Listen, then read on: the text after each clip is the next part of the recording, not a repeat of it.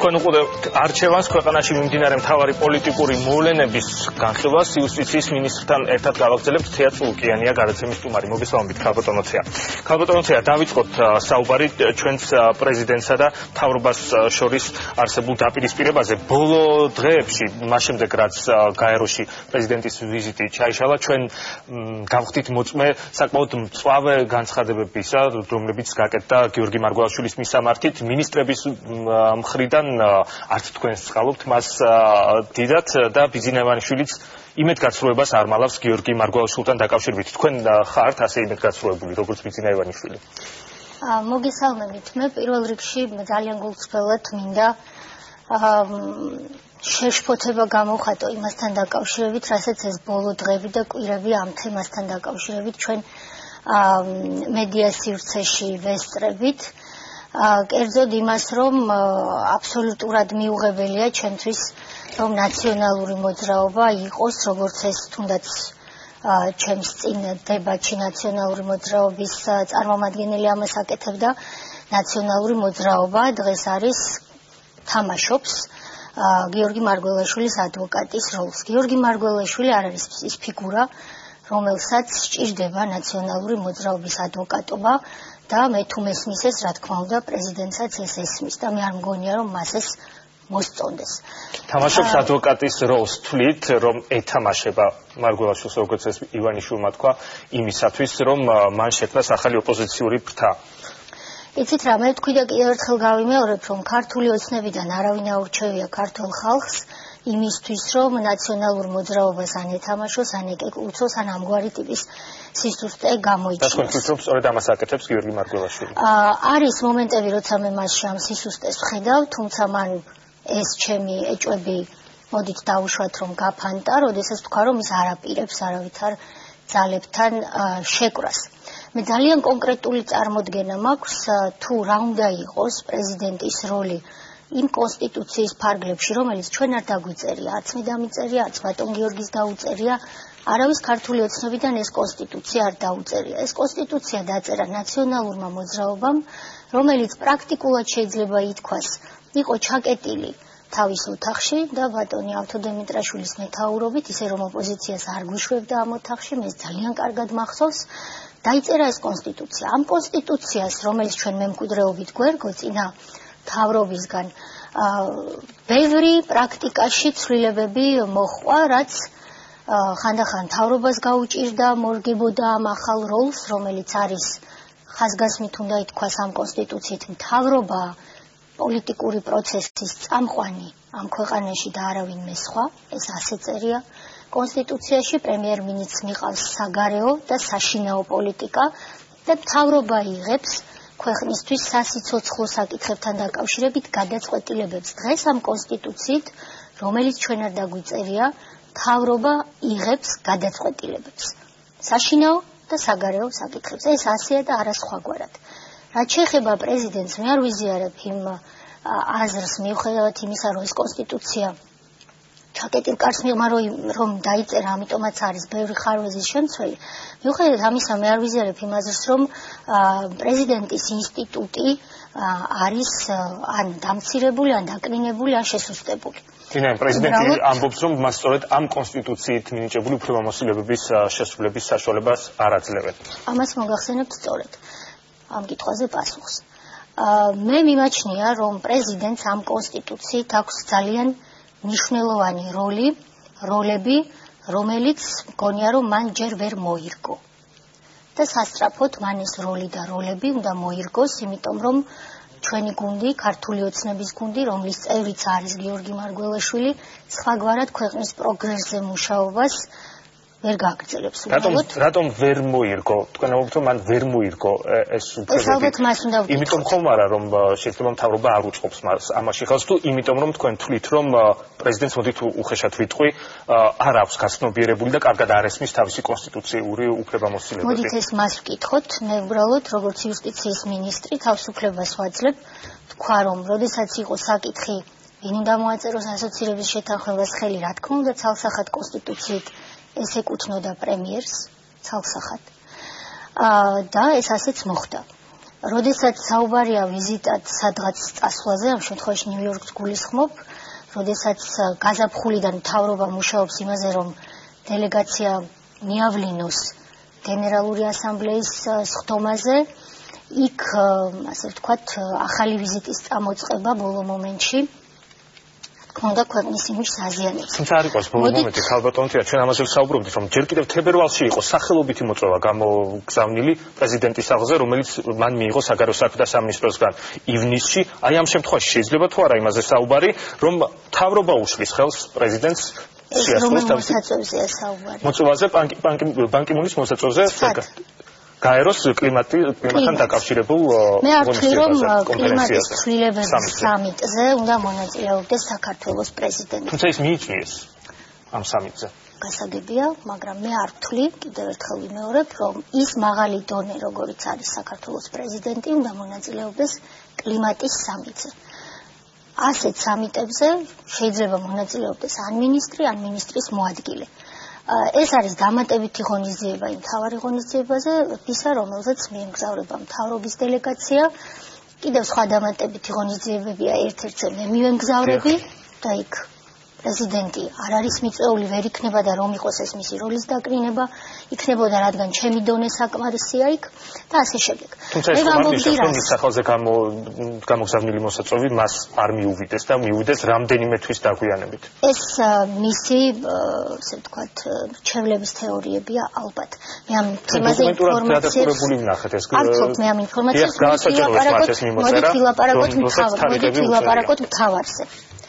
ვილაპარაკოთ მთავარზე. მთავარი არის ის, რომ ის კატასტროფული სცენარები, რომ ქვეყანა იქცევა, რომ ქვეყანა არ ვითარდება, სრული პასუხისმგებლობით ვაცხადებ, რომ არის დაგეგმილი მიზანმიმართული პროვოკაცია ნაციონალური მოძრაობის მიერ და დიახ, შეიძლება ეს მათ არ მოსწონთ, მაგრამ ძალიან ბევრი ჯერ კიდევ უბედურება ამ ქვეყანაში მათ უკავშირდება.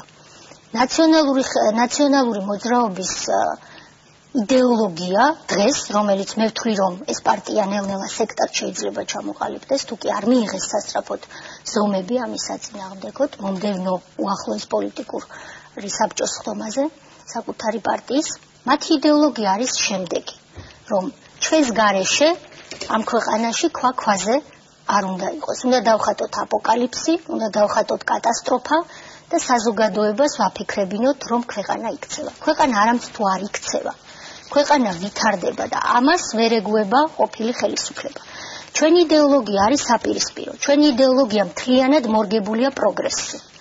ჩვენი იდეოლოგია არის მთავრობის წევრების დღე-დაღამე მუშაობის რეჟიმი და ხალხმა მშვენივრად იცის, მე არ მჭირდება რომ ვინმე ამაში დამეთანხმოს, ოპონენტებს გულისხმობ, ხალხმა იცის, რომ დღე-დაღამე მინისტრები მუშაობენ ისე, რომ ისინი საკუთარ გამორჩენაზე საიდანო ხალხმა ეს იცის, რომ თავი დავანებოთ ერთიანი ნაციონალური მოძრაობის იდეოლოგიას და მათი იდეოლოგიის გარეშე ვისაუბროთ. ხალხმა იცის რა ხდება რეალურად. თქვენ თქვით, რომ თქვენ აცხადებთ, რომ ნაციონალური მოძრაობა ვირტუალურ სამყაროს ქმნის, რომელიც არ შეესაბამება რეალობას. რა ინფორმაცია აქვს იმის შესახებ, რას თვლის ხალხი რეალობაზე?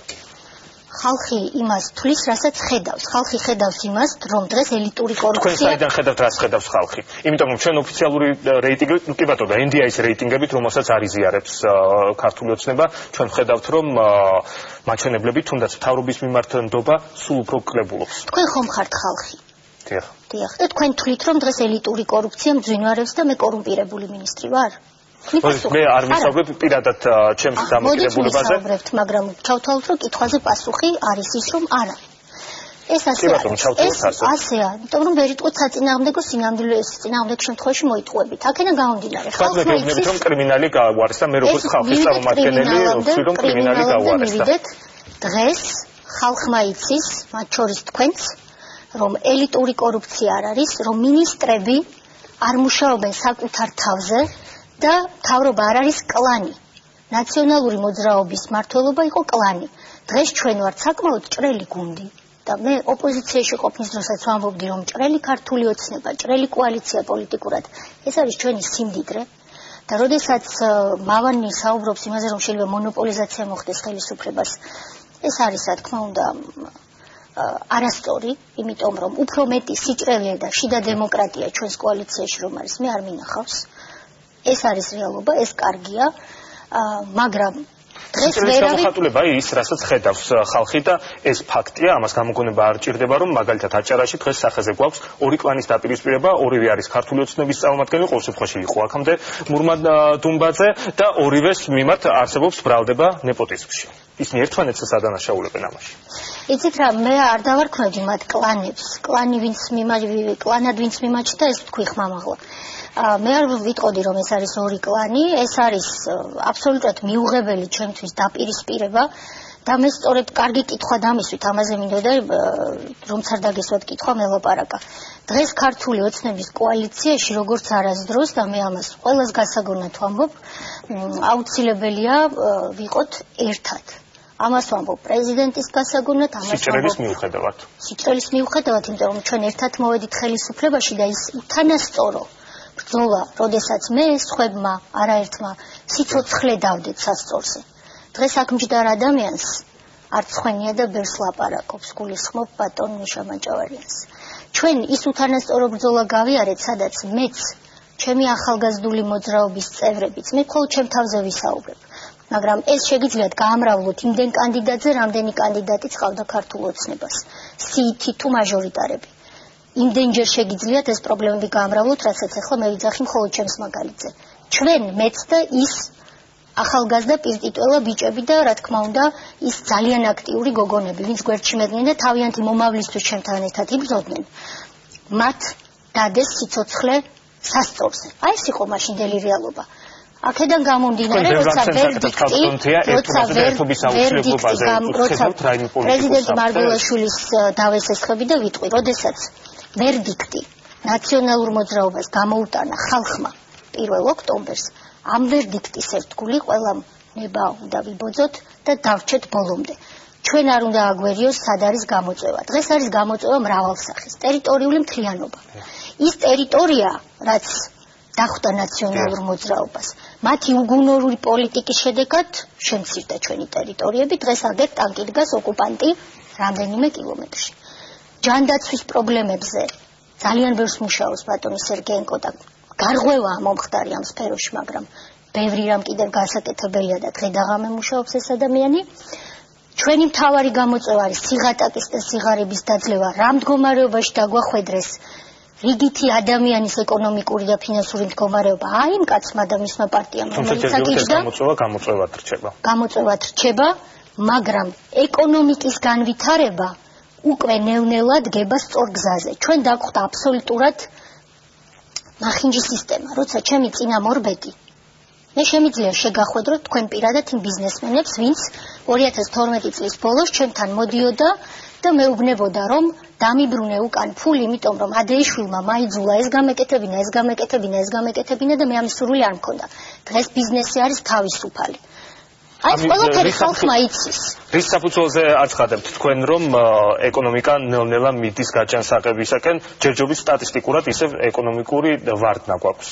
ეკონომიკური ვარდნა არ გვაქვს, არ გვაქვს. ყოველთვის ეკონომიკური კი ბატონო, რომ დავაზუსტო მაყურებლისთვის, ეკონომიკური ზრდის მაჩვენებლის შემცირება გვაქვს ჯერჯერობით სახეზე. ეკონომიკური ზრდის მაჩვენებელი არ არის ისეთი მაღალი, როგორც უნდა იყოს, მაგრამ ვარდნა არ გვაქვს. ამიტომ ძალიან დიდი თხოვნა იქნება, რომ მე და თქვენ, იმიტომ რომ განსაკუთრებული პასუხისმგებლობით აღჭურვილი პირები ვართ, მე ჩემს სფეროში თქვენსაში სიტყვებს მივაქციოთ დიდი ყურადღება. აპოკალიფტურ სცენარს უნდა ვხატავთ, იმიტომ რომ არაფერი არ ხდება ამ ქვეყანაში აპოკალიფსური და აპოკალიფსური რომ ხდებოდეს თუნდაც ხელისუფლებაში, არც მე და არც სხვა მინისტრები იქ არ იქნებოდნენ, სადაც ვართ და წავიდოდით სახლში, ან ვიტყოდით ამას ხმამაღლა.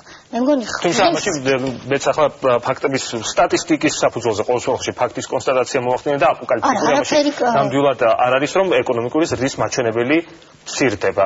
კი არ მცირდება. არ იზრდება ისეთი ტემპით, როგორითაც უნდა გაიზარდოს და როგორითაც გაიზრდება უკვე მომავალი წლიდან, იმიტომ რომ ის მახინჯის სისტემა, რაც დაგვახვედრეს, როცა პოლიტიკა და ბიზნესი იყო არეული, ტერორი მეფობდა ბიზნეს სფეროში, დღეს ეს გამქრალია. ჩვენ ბევრი დრო დაგვჭირდა იმისთვის, რომ ბიზნესმენი ელემენტარულად ნდობით განგვეწყო ინსტიტუტებისადმი, რომელიც მორღვეული იყო მთლიანად. და ბიზნესმენი დაგვეყენებინა უკეთეს ხასიათზე, ანუ მომავლის წმენა გაგვეჩინა მათთვის. ის საკანონმდებლო ცვლილებები, რაც თუნდაც ჩემს სამინისტროში შემუშავდა, მაგალითად, თუნდაც საარბიტრაჟო კანონში ცვლილებები შედის. ბიზნესი არის ძალიან გახარებული ამ ცვლილებებით. გიორგი კვირიკაშვილი დღე და ღამე მუშაობს იმისთვის, რომ და მისი გუნდი, რომელიც შესანიშნავი გუნდია სხვათა შორის და ძალიან ბევრ ნაციონალს მოუწოდებ ისწავლონ მათგან საქმის კეთება. ეს ადამიანები მუშაობენ იმისთვის, რომ სწორ გზაზე დადგეს ეკონომიკური პროცესი. ეკონომიკური პროცესი იყო მთლიანად გადაყვანილი სწორი რელსებიდან. ამის გადმოყვანას უკან და სწორ გზაზე დაყენებას დრო ჭირდება. ამიტომ არავითარი ვარდნა, არავითარი რეგრესი არ არის, არის მხოლოდ პროგრესი. ჩვენ მუშაობთ პროგრესისთვის და შედეგი არის სახეზე. ეხლა რომ დავუბრუნდეთ ამ პროცესში, კომიტეტის დასკვნაც კი ბიუჯეტთან დაკავშირებით თუ არ ყოფილიყო და ბიუჯეტი პირდაპირ კავშირშია ეკონომიკასთან.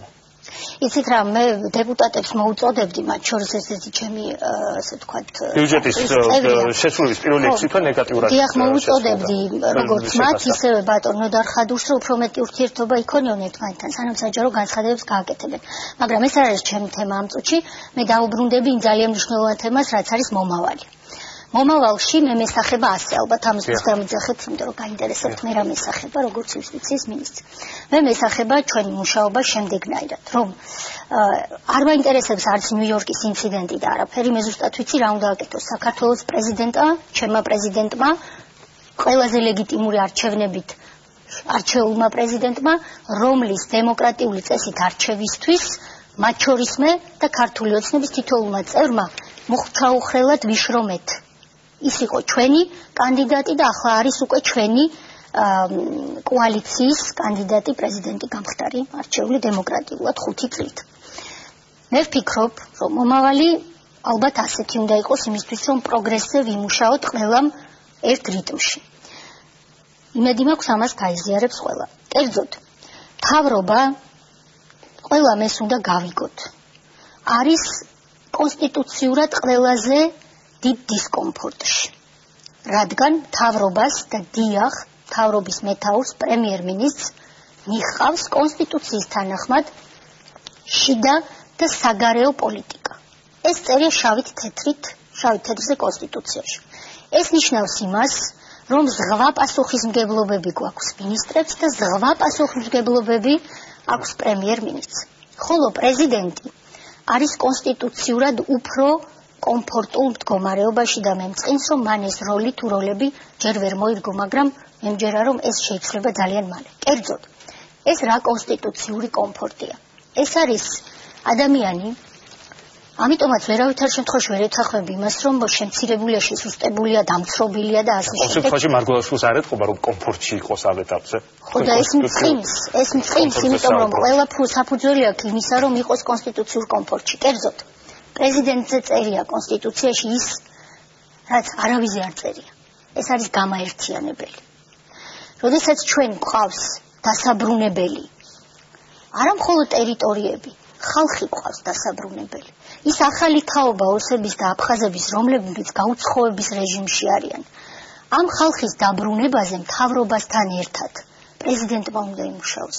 პრეზიდენტი არის ტერიტორიული მთლიანობის გარანტი და მისი ვალია მთავრობა ამას ვერ იზამს, ვერ გააკეთებს, ვერ გაწდება. პრეზიდენტი უნდა დაეხმაროს მთავრობას და გააკეთოს ის, რასაც სხვა მის ადგილას ვერ შეძლებს. გააბას ხიდები, იფიქროს მთავრობასთან ერთად, როგორ დავიბრუნოთ ეს ხალხი და ნდობა როგორ აღვადგინოთ. პრეზიდენტის როლია უზრუნველყოს სახელმწიფო სტრუქტურების ნორმალური ფუნქციონირება. ეს გულისხმობს იმას, რომ მან ამ მიმართულებით, ასე ვთქვათ, იმისთვის, რომ მექანიზმებმა ერთმანეთთან კარგად იმუშაოს, გამაადვილებელი, ხელშემწყობი როლი უნდა ითამაშოს და არა ვთქვათ, ჯინში მდგარი განაწყენებული ადამიანის, მე ერთხელ ვთქვი ერთ ეთერში და თუნებას მომცემთ ამას ვიტყვი, რამდენად მაქვს პირად მაგალითზე საუბრის უფლება არ ვიცი, მაგრამ გავბედავ და ვიტყვი, რომ ეს 2 წელი არავისთვის, როცა სუფთა ხელებით ხარ პოლიტიკაში, არ ყოფილა ადვილი. მაგრამ პირადი წყენა და საქმე უნდა განვასხვაოთ, სახელმწიფო და პიროვნული უნდა გავმიჯნოთ და ვიმუშაოთ მხოლოდ ქვეყნისთვის, მხოლოდ ქვეყნის დადებითი რეპუტაციისთვის და სახელმწიფოს წინსვლისთვის. მთავრობა მოკიდებული აქვს ეს ტვირთი და ატარებს ამ ტვირთს და მიდის წინ, ეს არის ასე და არა სხვაგვარად, რაც არ უნდა ვიძახოთ ვარდნა, რეგრესი, აპოკალიფსი, კატასტროფა. არაფერი ამ დაგვარიც კი არ ხდება, არამედ თუ ეს ჩვენ მივდივართ წინ, მაგრამ პრეზიდენტი უნდა დაგვეხმაროს ამაში და მე ალბათ არ გამინაწყენდება, გავიმეორებ მის ნებართვის გარეშე პრემიერის სიტყვებს, როდესაც მიკითხავს როგორ ესახება მას ეს ყველაფერი, ბევრჯერ უხსენებია სიტყვა პრეზიდენტის დახმარება. პრეზიდენტი უნდა იყოს ხელშემწყობი. გარდა ამისა, ჯერ ვთვლით მას თქვენ თანაგუნდელად, გიორგი მე გიორგი მარგველაშვილს ვიცნობ 90-იანი წლებიდან და პიროვნულად დიდ პატივს ვცემ, მიმაჩნია რომ მისი წინამორბედისგან განსხვავებით ინტელექტით დატვირთული ადამიანია და უფრო გასაქანის მქონე ადამიანია, ვიდრე მისი წინამორბედი იყო, რა შედარებაა, როგორ შეიძლება საერთოდ შედარდეს, მაგრამ მაინც ხას უსვამ, რომ დაგვავიწყდეს რა იყო წარსული, ხანდახან ეს წამალივით სასარგებლოა ხოლმე და მე მიმაჩნია რომ ეს ადამიანი, ამ ადამიანს ყველაფერი აქვს იმისთვის, თუ კი აი ამ როლს და როლებს სასწრაფოდ მოირგებს, იმიტომ რომ კონსტიტუცია აძლევს მას ამის საშუალებას, რომ ჩვენ ხელი-ხელ ჩაკიდებულებმა გავაგრძელოთ მუშაობა. არის კიდევ სხვა თემები, მაგალითად, როდესაც ვიღაცა გაბედავს, მე მჯერა რომ ეს პროვოკაცია იყო და ღორის თავს ჩამოკიდებს მედრესეზე. მე ვფიქრობ, რომ პრეზიდენტს აქვს გამაერთიანებელი ფუნქცია, მთავრობა ამ შემთხვევაში არის ის, ვინც უნდა მოიქცეს დამსჯელივით. მოიკვლიოს ვინ გააკეთეს და დასაჯოს. მაგრამ შემრიგებელი უნდა იყოს. მაგრამ შემრიგებელი რადიკალური ჯგუფების ერთად დამსმელი პროვოკატორს მთავრობა უნდა ეძებდეს. ანუ საბოლოოდ მივიდივართ იქამდე, რომ თქვენ ამბობთ, რომ გიორგი მარგველაშვილს არ აქვს გაცნობიერებული თავისი როლი. მე უფრო მგონია, რომ ვიცი რა, რამდენად მძიმეა პოლიტიკური პროცესი. ჩვენი ხელისუფლების პირობებში მინისტრობა, პრეზიდენტობა, პრემიერობა არის უკიდურესად მძიმე. უკიდურესად მძიმე, დამიჯერეთ, თუ კი მენდობით. იმიტომ რომ ეს არის მხოლოდ ტვირთი და პასუხისმგებლობები. აქედან გამომდინარე მე მესმის, თუ კი მას რაღაც შავბნელი დღეები ქონდა პოლიტიკური, მეც მქონია, ბევრს მქონია, მაგრამ ეს რაღაცნაირად უნდა გავმიჯნოთ იმისგან, თუ რა სჭირდება სახელმწიფოს კომფორტში, ყოველ შემთხვევაში კონსტიტუციით მას აქვს მაგრამ ის ამას ვერ იხსენებს. ის არის გამაერთიანებელი, შემრიგებელი გარანტი იმისა, რაც არის ქვეყნის სასიცოცხლო ინტერესი. რა თქმა უნდა, მე ვთვლი, ამიტომ ცოტა შორიდან დავიწყე, ბოდიში ვერ მივედი პასუხამდე. ხაბატონ მანანას გაუჭირდა ამ შეკითხვაზე პასუხის გასმა. ისიც რა, მე ვთვლი, უბრალოდ მე იმასაც ვთვლი, რომ ვამბობ რა უნდა აკეთოს პრეზიდენტმა. მე ამის უფლებას ჩემ თავს ვაძლევ, იმიტომ რომ იუსტიციის მინისტრს ევალება იცოდეს კონსტიტუციის კითხვა და მაგ ამბიცია და არა პრეტენზია, განვასხვაოთ ეს ორი რამ ერთმანეთისგან, მაგ იმის ჯანსაღი ამბიცია, რომ მე ვიცი კონსტიტუციის კითხვა. მე ვისურვებდი, რომ აი იმ ფარგლებში რაც აღწერე, ეს გაგრძელდეს. მთავრობა არის მთავარი ლოკომოტივი ამ კონსტიტუციით. პრეზიდენტი უნდა იყოს გამაერთიანებელი, დამხმარე, ხელშემწყობი და რაც მთავარია, საზოგადოებაში ხელშემწყობი იმის, რომ სწორი ღირებულებათა სისტემა ჩამოყალიბდეს და აქ მე ვესესხები ერთ ქართული ოცნების დეპუტატს, რომელმაც ძალიან კარგი შეფასება გააკეთა, რომ პრეზიდენტი უნდა იყოს ის, ვინც მთავრობასთან ერთად, მაგრამ ის უნდა იყოს ამ თემებზე მოლაპარაკე. კიდევ ერთ თმაჭკუიანმა კაცმა ისიც თქვა, რომ ამ კონსტიტუციით პრეზიდენტს იმის ფუფუნება აქვს, რომ მისი ერთი სიტყვა გავარდნილ ცაზე მეხივით იყოსო. ამის ფუფუნება აქვს, მე ამის ფუფუნება არ მაქვს. ფუფუნებას ვერ. მირაკი ღარიბაშვილს ამის ფუფუნება არ აქვს, იმიტომ რომ ჩვენ რომ მუშაობთ და მუშაობისას შეიძლება დაუშვა შეცდომა, ვიღაცას რომ დააკავებ, ის არ იქნება ბედნიერი, არც მისი ბიძაშვილი, არც მისი მამიდაშვილი. პრეზიდენტს ეს ვალდებულებები და ტვირთი მისთა საბედნიეროდ არ აქვს. მე ზუსტად ისიც ვიცი რა არ უნდა აკეთოს პრეზიდენტმა, მაგალითად, როდესაც მასთან მიდის მთავრობის რომელიმე წევრი უცხოელ სტუმართან ერთად, უცხოელი სტუმრის თანდასწრებით ეს მთავრობის წევრი არ უნდა დაამციროს ღიად. აი ესეთი რაღაცები. ალბათ ქონია, ისე ხომ არ ვიტყოდი. აქედან გამომდინარე, აქედან რომ მინდოდეს დავაკონკრეტებდი, რახან არ კონკრეტებდი. რომ გავიმეორო გიორგი მარგველაშვილმა მთავრობის წევრთან ერთად მისული სტუმარი, უცხოელი სტუმარი დაამცირა? ეს არის ისეთი დაამცირა უცხოელი სტუმრის თანდასწრებით. თქვენ გიყავთ სწორაობა? არა. მაგრამ ჟურნალისტიკა ხო იცით გავს. მე ვთქვი ის, რის თქმასაც ვაპირებდი და რა დოზითაც ვაპირებდი. ეხლა, რაც შეეხება მომავალს. კარგი. უბრალოდ ორ რაღაცას ვიტყვი. პირველი რაც მინდოდა მე თქვა, ღოდის ხალხთან დაკავშირებით სხვათა შორის თქვენ გექნებათ ინფორმაცია ამის შესახებ, რომ ქართული ოცნების აქტივისტი დაჯარიმდა საბოლოოდ ამისათვის 100 ლარიანი ჯარიმით. რამდენად ადეკვატურია, არ ვიცი, ეს სანქცია, ამაზე ხშირად გვისაუბრია, მაგრამ ნუ გავაგრძელებთ საუბარს და ეკონომიკაზე როდესაც ვსაუბრობთ, მე მაინც მინდა აღვნიშნო, რომ მიუხედავად იმისა, რომ თქვენ ამბობთ, რომ ბიზნესი ახლა ბევრად უფრო თავისუფალია და შესაბამისად ბევრად უფრო მეტი შანსი აქვს განვითარების, ჯერჯერობით სახეზეა ის ფაქტი, რომ ეკონომიკური ზრდის მაჩვენებელი არ მიდის იმ ტემპით, როგორიცაც სასურველია, უმუშევრობა იზრდება სტატისტიკის მიხედვით და ბიუჯეტი იყო, რაზეც ჩვენ ვისაუბრეთ, რომ ამაზე პარლამენტის წევრებიც, თქვენივე წევრებიც საუბრობთ. ნუ გავაგრძელებთ ამაზე საუბარს, გადავიდეთ სხვა თემებზე, კლანებზე საუბრობდით თქვენ და რომ კლანები დღეს საქართველოში აღარ არსებობს და აი აჭარის შემთხვევაშიც კლანებზე არ ვისაუბრებდიო თქვენ. თქვით რას იტყოდით ეგრეთ წოდებულ კახურ კლანზე, რომელზეც ძალიან ხშირად არის საუბარი და ბევრი პრეტენზია არსებობს თამაზაშვილებთან დაკავშირებით. ისიც რა მოდით დავასრულოთ ამ ბატონი თამაზაშვილისგან, რომელსაც მე არ ვიცნობ, სხვათა შორის რაღაცა ქიმერის შექმნა კახური კლანი, მერევე დამაბრალებენ შეიძლება სვანური კლანის შექმნას და არსებობას. მოდით ამას დავუსვათ წერტილი. სრული პასუხისმგებლობით შემიძლია გითხრათ, რომ ირაკლი ღარიბაშვილი არანაირი კლანის წამახალისებელი არ არის და ვერ იქნება. მას უბრალოდ ერთხელ მაინც უნდა შეხვედროდე რამდენიმე საათით, რომ ეს იცოდე. და ჩვენ ვართ მისი მკაცრი კონტროლის ქვეშ. ეს არის პრემიერი, რომელიც მკაცრად აკონტროლებს ყველა მინისტრს, მუშაობს თუ არა ის იმ საქმის ერთგულებით და ხალხის ინტერესში, რა საქმეც მას აბარია. როდესაც მან ჩათვალა, რომ ეს ასე არ იყო ზოგიერთი მინისტრის შემთხვევაში, მან მიიღო შესაბამისი გადაწყვეტილებები დაასაბუთა მათთან ეს და ასე ვთქვათ, ეს ცვლილებები განახორციელა. შეიძლება მომავალში კიდევ განახორციელოს ცვლილებები. პრემიერია ის არის მთავარი ლოკომოტივი, ის იღებს გადაწყვეტილებებს, გვავალებს და გვასრულებინებს.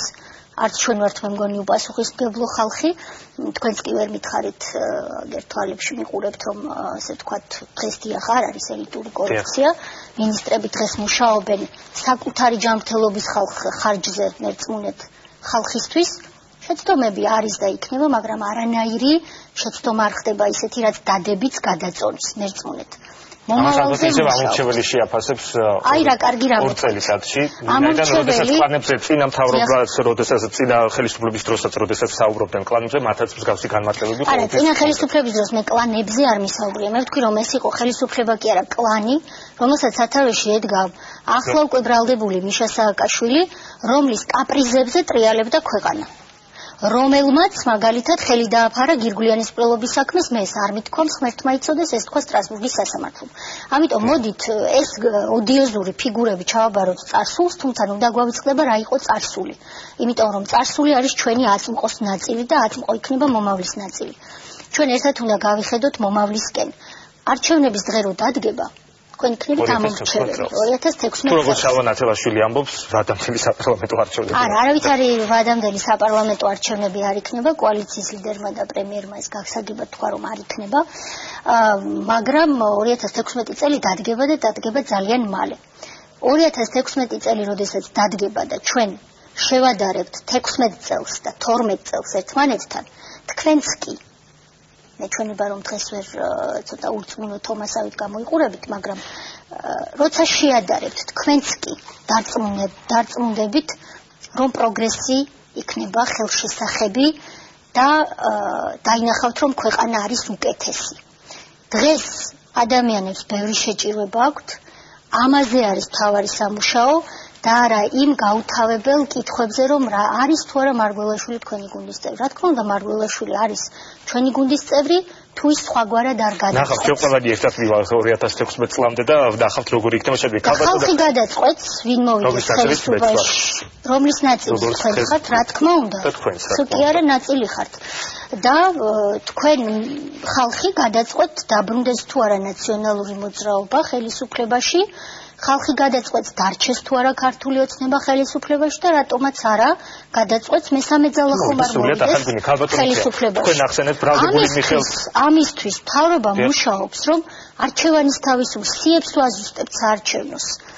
ძალიან ბევრი ათასობით გაორება ამოვიღე მე პირადად ციდან, რასაც რაში იყენებდნენ კაცმა. დასაგებია შორსწაგვიყვანს ქალბატონოთია და ამაზე დამიძახეთ და გავაკეთეთ აუცილებლად დიდი სიამოვნებით. ქალბატონოთია, ბოლო შეკითხვა მექნება, ბოლო თემა, თქვენ ბრალდებული მიხეილ სააკაშვილი ახსენეთ და მაინტერესებს თქვენი შეფასებაც ამერიკის შეერთებული შტატების სახელმწიფო დეპარტამენტის განცხადებასთან დაკავშირებით, რომელშიც ხაზგასმით არის ნახსენები, რომ ოპოზიციის პოლიტიზებული სამართლებრივი დევნა საქართველოში არ უნდა მოხდეს. როგორია თქვენი შეფასება? პრემიერ-მინისტრი ამბობს, რომ მაინც საგანგაშო ამაში არაფერი არ არის და განსაკუთრებული. მე მგონია, რომ ჩვენი სტრატეგიული პარტნიორი ქვეყნის ამერიკის შეერთებული შტატების სახელმწიფო დეპარტამენტის ვალია, რომ ჩვენ როგორც ახალგაზრდა დემოკრატიას ძალიან ზედმიწევნით თვალი გვადევნოს იმისთვის, რომ რაღაცა აქ ასე ვთქვათ გაუგებრობები, პირველად რომ ვთქვათ, არ მოხდეს. მათი შეცდომა ის იყო, რომ წარსულში, როცა წინა ხელისუფლება იყო, ასე სკრუპულოზურად მიშა სააკაშვილს არ აკვირდებოდნენ და შემდეგ სიურპრიზი აღმოჩნდა მათთვის, რომ რეალურად დიქტატორთან ჰქონდა საქმე და არა შუქურასთან. ეს კარგია, რომ მათ შეიცვალეს პოზიცია და ამჟამინდელ მთავრობას სკრუპულოზურად აკვირდებიან როგორც მეგობარი მეგობარს. მე ამ განცხადებაში ვერაფერს საგანგაშოს იმედს გავუცრუებ ზოგიერთს და ვიტყვი, ვერ ვხედავ. ეთანხმების პრემიერ-მინისტრს ფაქტობრივად. ასე ვფიქრობ და როგორც ჩანს, ჩვენი აზრები თანხმედრია, მე მისი კომენტარი მოსმენილი არ მქონდა. გენდობით და რა კი ესეთ ამბობთ, ესე იგი ასე თქვა, მაგრამ მე ვფიქრობ, რომ ამაში არაფერი საგანგაშო არ არის. გამოიჩნდა ასეთი აზრით, ვინაიდან დაემთხვა დროში ვიზიტი ბოკერიას და ბაქრაძის, რომ მათი გავლენით მოხდა ასეთი განცხადების გამოქვეყნება სახელმწიფო დეპარტამენტის. იცით რა, მე არ დავიწყებს ხა რაღაც ვარაუდების კეთებას. არ ვიცი, ისინი ვიცი, რომ იქ იმყოფებიან. მაგრამ შესაძლებელია იმყოფებოდნენ, ახლა აღარ იმყოფებიან უკვე. თქვენ საიდან იცით? ჩამოვიდნენ, ჩვენი ვიზიტი იყო და დაბრუნდნენ ისინი. მე არ ვიცოდი, კარგი. ისინი უკვე კომენტარებიც გააკეთეს კურიერთან ამასთან დაკავშირებით უკვე თბილისიდან. ისინი სამწუხაროდ ისინი იქ იყვნენ და სამწუხარო ის არის, რომ როდესაც ნაციონალური მოძრაობის წევრები მიდიან საზღვარგარეთ, იქ არიან დაკავებული ქვეყნის დაზიანებით. დგამენ აპოკალიფტურ სცენარებს და რეალურად ჩვენს უცხოელ მეგობრებს აშინებენ. მაგრამ რეალობა თავს არ დამალავს და ყველა მიცის, რომ დღეს საქართველოში დიახ ადამიანები თავისუფლად სუნთქავენ, დიახ დღეს საქართველოში არ არის შეფარული დიქტატურა სახელით დემოკრატიული შუქურა, დღეს რეალური დემოკრატია საქართველოში. დიახ დღეს მთავრობა მუშაობს იმისთვის, რომ ბიზნესი, რომელიც გათავისუფლდა, წინ წავიდეს. დიახ საქართველოს მთავრობა მუშაობს იმისთვის, რომ არცაჯულება და მისი რეფორმა ბოლომდე მივიდეს. დღეს ერთ-ერთი მოსამართლე ვერ გეტყვით იმას, რომ წულუკიანმა დაურეკა, დაარეკინა და შეაშინა. ეს იმიტომ კი არა, რომ იქ მამაკაცი მოსამართლეების ხედან და ქალი მინისტრის არ ეშინიათ, არა. ესენი არიან შიშარა ხალხი, რომლებიც იყვნენ დაშინებული და რეალურად ყველაფრის ეშინოდათ. მე ახლა გვარებს არ ჩამოვთვლი, იმიტომ რომ ზეპირად ვიცი, მაგრამ არ არის ამის. კარგი, ქალბატონოთია, უნდა თქვენ საათზე იყურებით და მე უნდა დავასრულოთ, მე უბრალოდ მინდოდა მეთქვა, რომ ოპოზიციაზე როდესაც ვსაუბრობთ, ბუნებრივია, რომ ის მათ თავიანთი პოზიცია გააქვთ ალბათ საზღვარგარეთ და საერთაშორისო პარტნიორებთან, თქვენ რომ ოპოზიციაში იყოთ, ალბათ იგივეს გააკეთებთ. არა, არავითარ შემთხვევაში მე ვიყავი ოპოზიციაში და არასდროს საზღვარგარეთ ყოფნის დროს რეალობის შეუსაბამო ინფორმაციები, დეზინფორმაცია არ გამივრცელებია. თქვენ ცდებით, როდესაც ამბობთ, რომ ისინი ავრცელებენ თავიანთ პოზიციას, ისინი თავიანთ პოზიციას კი არ ავრცელებენ, ისინი ავრცელებენ დეზინფორმაციას, რადგან მათ გაუხარდებათ ქვეყნის წაგება, მათ გაუხარდებათ ოღონდაც კი ეს ხელისუფლება დააზიანონ, არ ერიდებიან ქვეყნისთვის ზიანს, მაგრამ ქვეყანა არ ზიანდება მოსიარული ექსპერტების ნალაპარაკებით, რომლებიც ხან რა მოსაზრებებს აცხადებენ, ხან რას, ქვეყანა არ დაზიანდება საზღვარზე მომდგარი ბრალდებულით, რომელიც იქ მართავს თათბირებს, ქვეყანა მიდის წინ. უფრო სწრაფი ტემპით უნდა წავიდეს წინ, მაგრამ ჩვენ ეს 2 წელი მოვანდომეთ რეფორმებს, მაგრამ რეფორმამდე სანამ მივიდოდით იმ სიმახინჯეების გასწორებას, რა სიმახინჯეებით დაგხვდა მე პირადად ძალიან ბევრი. ცალკე გადაცემა უნდა მიუძღვნოთ თქვენ პირადად იმ სიმახინჯეებს, რაც მე დამხვდა თუნდაც იუსტიციის სამინისტროში და კიდევ მიკვირს გელაპარაკებით რამ წუთში, როგორ მოახერხე ერთის მხრივ მარცხენა ხელით სიმახინჯეებთან ბრძოლა და მეორეს მხრივ იმის შენარჩუნება და განვითარება, რაც მომეჩვენა რომ პოზიტიური იყო, მაგალითად იუსტიციის სახლი, მაგრამ ახალი იუსტიციის სახლი რომ ავაშენე ბიზნესმენი არ დამიტერორებია ჩემი წინამორბედისგან განსხვავებით და იუსტიციის სახლი რომ გაიხსნა ზუგდიდში ჩვენს აფხაზმებთან ახლოს ის ჯერ ექსპლუატაციაში იყო მიღებული ხარისხიანად აშენებული უსაფრთხო ჩემი თანამშრომლისთვის და შემდეგ გავბედე ის გაჭრა რომელიც თქვენს ძალიან მოგწონთ სწორედ წინა ხელისუფლების და თქვენი წინამორბედის მე ვაგრძელებ ის რაც იყო კარგი ვებრძვის სიმახინჯეებს და ვიბრძოლებ ბოლომდე ჩემი პოლიტიკური ბრძოლის მთავარი მიზანია რომ ხელი შევუწყო თავისუფალ პოლიტიკურ კონკურენციას მაგრამ ვებრძოლო მახინჯ აზრებს და სიმახინჯეებს რის გავრცელებასაც მათ შორის საერთაშორისო დონეზე წინა ხელისუფლება აგრძელებს და ამავე დროს შევიმუშაო ის რეფორმები რომელსაც არასოდეს ზურადეშვილი არ შეიმუშავებდა ეს არის მოსამართლის გათავისუფლება ეს არის მსჯავრდებულ ბავშვებზე ზრუნვა რომ ახალი კოდექსი შემოვიდეს და სია გრძელია უბრალოდ თქვენ სამწუხაროდ ამაზე არ გაქვთ დრო მაგრამ მე მჯერა რომ თქვენ მოქალაქე რომელმაც 2016 წელს ხმა უნდა მიცეთ პროგრესს მოაწყობთ სპეციალურ გადაცემას ამ არხზე იმისთვის რომ თქვენ გესაუბროთ რეფორმებზე რაც იუსტიციის სამინისტრომ ამ ორ წელიწადში ვებრძოდი რა პარალელურად სიმახინჯეებს რა პროგრესი განვახორციელებ. ამ არხზე თუ არ მოვაწყოთ სხვა არხებიც არის საუბრობენ შემდეგ ამაზე. არა, მე ამ არხზე უფრო მომწონს მოსვლა. ძალიან კარგი, მე ძალიან მახარებ. დიდი მადლობა ხალხო თეა, რომ ჩვენი სტუმარი იყავით. თეა წულუკიანი, იუსტიციის მინისტრი იყო, ძალიან გახარებული და ჩვენს გაგვახარა არჩევანის სტუმარი. დიდი მადლობა წარმატებას გისურვებთ. მადლობა.